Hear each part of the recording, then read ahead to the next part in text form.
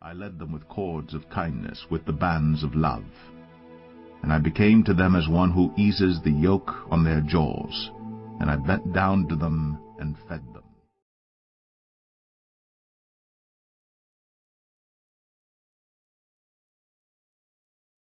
Shemu'ėl chapter 1.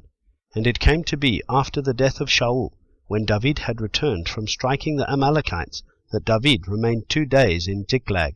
And it came to be on the 3rd day, that see, a man came out of the camp from Shaul, with his garments torn, and dust on his head.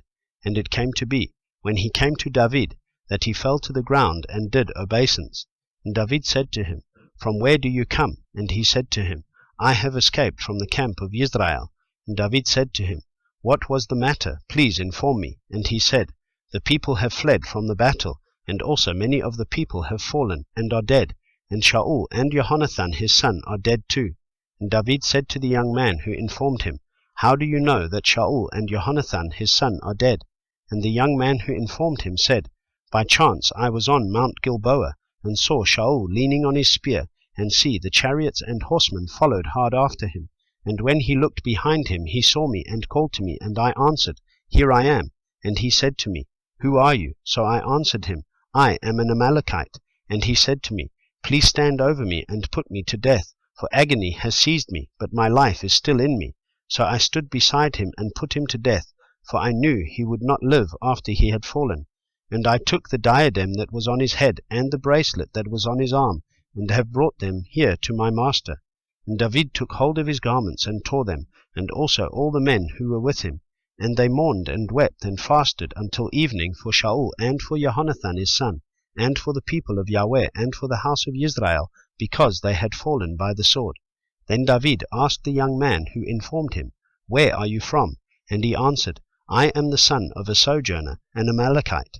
And David said to him, How was it you were not afraid to stretch out your hand to destroy the anointed of Yahweh? And David called one of the young men, and said, Draw near and fall on him. And he struck him so that he died. And David said to him, Your blood is on your own head, for your own mouth has witnessed against you, saying, I myself have put to death the anointed of Yahweh. Then David lamented with this lamentation over Shaul and over Jonathan his son. And he ordered the bow to be taught to the children of Yehudah. See, it is written in the book of Yashar, The splendor of Israel is slain on your high places. How the mighty have fallen! Declare it not in Gath, proclaim it not in the streets of Ashkelon, lest the daughters of the Philistines rejoice, lest the daughters of the uncircumcised exult. Mountains of Gilboa, no dew or rain be upon you, nor fields of offerings, for there the shield of the mighty lay rejected, the shield of Shaul, not anointed with oil. From the blood of the slain, from the fat of the mighty, the bow of Jonathan did not turn back, and the sword of Shaul did not return empty. Shaul and Jonathan were beloved, and pleasant in their lives, and in their death they were not parted. They were swifter than eagles, they were stronger than lions. Daughters of Israel, weep over Shaul, who wrapped you in scarlet with finery, who decked your robes with ornaments of gold. How the mighty have fallen in the midst of the battle! Jonathan was slain in your high places. I am distressed for you, my brother Jonathan. You have been very pleasant to me. Your love to me was wondrous, surpassing the love of woman. How the mighty have fallen, and the weapons of battle perish.